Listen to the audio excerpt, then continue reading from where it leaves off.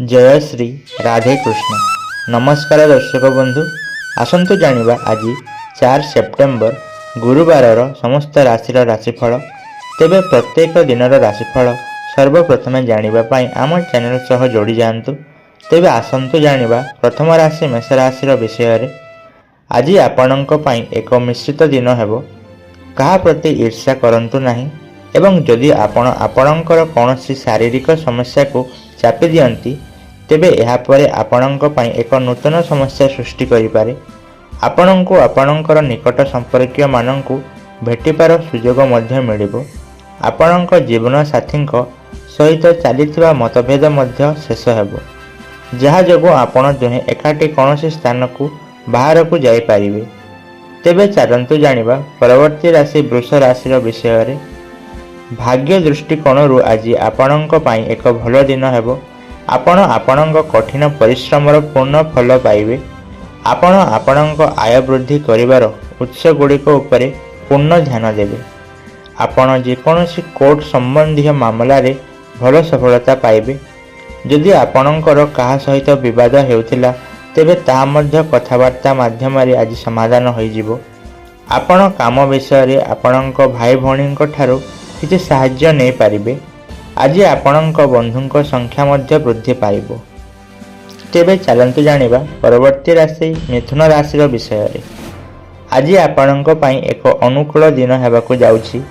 आपण कोनोसी धार्मिक कार्यक्रम रे अंशग्रहण करिवे। राजनीति रे काम करुथबा लोक माने कोनोसी काम नै अधिक उत्साहित हेबा उचित नुहे। आपण निजर जीवन शैली को उन्नत करिवा पई यथासंभव चेष्टा करिवे, जहा फल आपण भल खाद्य रे किछि नूतन जिनिस मध्य किनि पारिबे। आपणक काम कोनोसी परिवर्तन करंतु नाही। एकाठी बसी बहुत दिन धरी चलीथिबा तिक्तता को समाधान करबा को चेष्टा करंतु। तेबे चलंतु जानिबा परवर्ती राशि कर्कट राशि विषय रे। आज आपणक पई एक भल दिन हेबो। आपण एक नूतन काम आरंभ करबा विषय रे चिंता करि पारंती। आपणको किछि अजणा लोकंक ठारू दूरता रखिबा को पड़िबो। आपणकर निष्पत्ति नेबार क्षमता मध्य भल हेबो। आपण सहभागिता रे एक नूतन काम आरंभ करबा विषय रे चिंता करि पारंती। आपण आपणक साथींक सहित रोमांटिक समय बिताइबे। आपणको काम विषय रे कहा ठारू किछि सहाय्य नेबा को पड़ि पारे, जहा आपणको सहजरे मिलिबो। आपणक बापांक कथारे आपणको खराब लागि पारे। तेबे चलंतु जानिबा परवर्ती राशि सिंह राशि विषय रे। आज आपणक पई एक विशेष दिन हेबाकु जाउछि। जदि आपण आपणकर वैवाहिक जीवन समन्वय बजाय रखंती तेबे आपणको आपणक भाई एवं भौणी मानक ठारू पूर्ण समर्थन मिलिबो। विरोधी माने आपणक काम रे बाधा सृष्टि करिबा को चेष्टा करिवे, किंतु सेमाने आपणको क्षति पहुंचाई पारिबे नाही। आपणक पिला मानक साथ प्रति विशेष ध्यान दियंतु।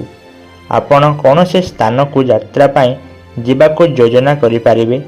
जदि आपण आपणक चाकरी रे कोनोसी समस्यार सम्मुखीन हेउथिले तेबे आपण अन्य कोनोसी स्थान रे आवेदन करिबा पई चिंता करिवे। तेबे चलंतु जानिबा परवर्ती राशि कन्या राशि विषय रे। आज आपणकर जेकोसी इच्छा पूर्ण होई पारे। आपण आपणक जीवन साथींक पई एक उपहार मध्य आनी पारिबे। आपण आपणक पितामातांक सेवा पई मध्य किछि समय बाहर करिवे।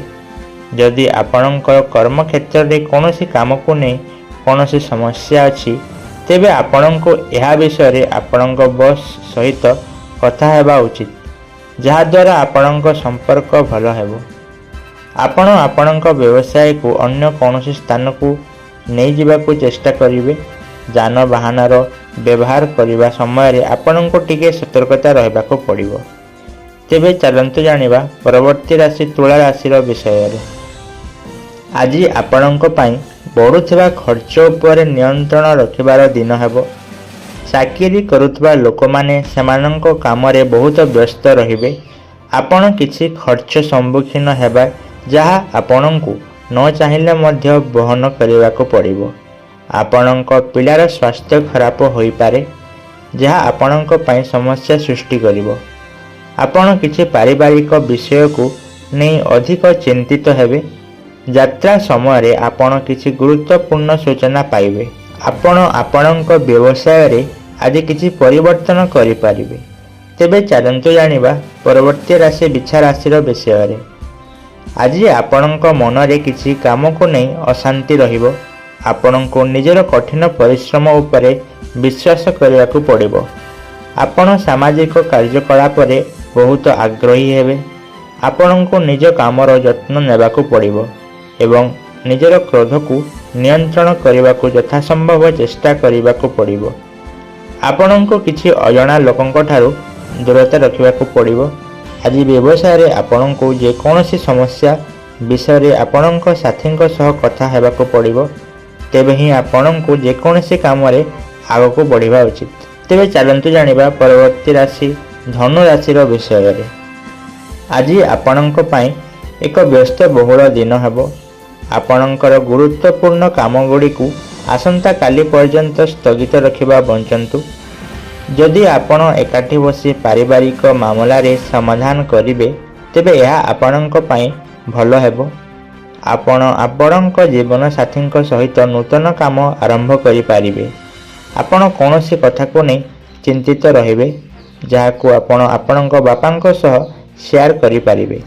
ଯଦି ଆପଣ ଆପଣଙ୍କର କୌଣସି କାମ ସମାପ୍ତ କରିବାରେ ସମସ୍ୟା ସମ୍ମୁଖୀନ ହେଉଥିଲେ ତେବେ ତାହା ଆଜି ସମାପ୍ତ ହୋଇପାରିବ। ଆପଣଙ୍କ ପଡ଼ୋଶୀରୁ ଆଜି କାହାକୁ ଅଯଥା ପରାମର୍ଶ ଦିଅନ୍ତୁ ନାହିଁ। ତେବେ ଚାଲନ୍ତୁ ଜାଣିବା ପରବର୍ତ୍ତୀ ରାଶି ମକର ରାଶିର ବିଷୟରେ। ଆଜି ଆପଣଙ୍କ ପାଇଁ ଦାୟିତ୍ୱପୂର୍ଣ୍ଣ ଭାବରେ କାମ କରିବାର ଦିନ ହେବ। ଆପଣଙ୍କୁ ଏକ ନୂତନ ପ୍ରୋଜେକ୍ଟରେ କାମ କରିବାକୁ ସୁଯୋଗ ମିଳିବ। ଯଦି ଆପଣ କୌଣସି ନିବେଶ କରନ୍ତି ତେବେ ଆପଣଙ୍କୁ ଏଥିରେ ଭଲ ଲାଭ ମିଳିବ। ଆପଣଙ୍କୁ ଆପଣଙ୍କର ଖାଦ୍ୟପେୟ ପରିବର୍ତ୍ତନ କରିବା ଉଚିତ। ଆପଣଙ୍କୁ ଯେକୌଣସି କାମ ପ୍ରତି ଅସାବଧାନ ହେବାରୁ ରକ୍ଷା କରିବାକୁ ପଡ଼ିବ ଏବଂ ଆପଣଙ୍କର ଇଚ୍ଛା ପୂରଣ ହେଲେ ଆପଣଙ୍କର ଖୁସିର ସୀମା ରହିବ ନାହିଁ। ବୈବାହିକ ଜୀବନ ପାରସ୍ପରିକ ସମାନତା ବଜାୟ ରହିବ। ଆଜି ଆପଣଙ୍କୁ କାମ ପାଇଁ ବହୁତ ଦୌଡ଼ିବାକୁ ପଡ଼ିପାରେ। ତେବେ ଚାଲନ୍ତୁ ଜାଣିବା ପରବର୍ତ୍ତୀ ରାଶି କୁମ୍ଭ ରାଶିର ବିଷୟରେ। ଆଜି ଆପଣଙ୍କ ପାଇଁ ଏକ ଚ୍ୟାଲେଞ୍ଜପୂର୍ଣ୍ଣ ଦିନ ହେବାକୁ ଯାଉଛି। ଆପଣଙ୍କୁ ଆପଣଙ୍କ ବନ୍ଧୁ ଏବଂ ପରିବାର ସଦସ୍ୟଙ୍କ ଠାରୁ ପୂର୍ଣ୍ଣ ସମର୍ଥନ ମିଳିବ। ଅନ୍ୟମାନଙ୍କ ମାମଲାରେ ଅଯଥା ହସ୍ତକ୍ଷେପ କରନ୍ତୁ ନାହିଁ। ଆପଣ ଆଧ୍ୟାତ୍ମିକ କାର୍ଯ୍ୟକଳାପରେ ବହୁତ ଆଗ୍ରହୀ ହେବେ। ଆପଣ ଏକ ଦୂର ଯାତ୍ରାରେ ଯିବାର ସମ୍ଭାବନା ଅଛି। ଆପଣଙ୍କୁ ସମୟ ମଧ୍ୟରେ ଆପଣଙ୍କ କାମ ସମାପ୍ତ କରିବାକୁ ପଡ଼ିବ।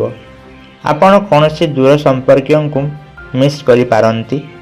ଛାତ୍ରମାନେ ଚାକିରି ସମ୍ବନ୍ଧୀୟ ପାଠ୍ୟକ୍ରମର ପରୀକ୍ଷା ପାଇଁ ପ୍ରସ୍ତୁତ ହୋଇପାରନ୍ତି। ତେବେ ଚାଲନ୍ତୁ ଜାଣିବା ପରବର୍ତ୍ତୀ ରାଶି ମୀନ ରାଶିର ବିଷୟରେ। ଆଜି ସାମାଜିକ କ୍ଷେତ୍ରରେ କାମ କରୁଥିବା ଲୋକଙ୍କ ପାଇଁ ଏକ ମହାନ ଦିନ ହେବ।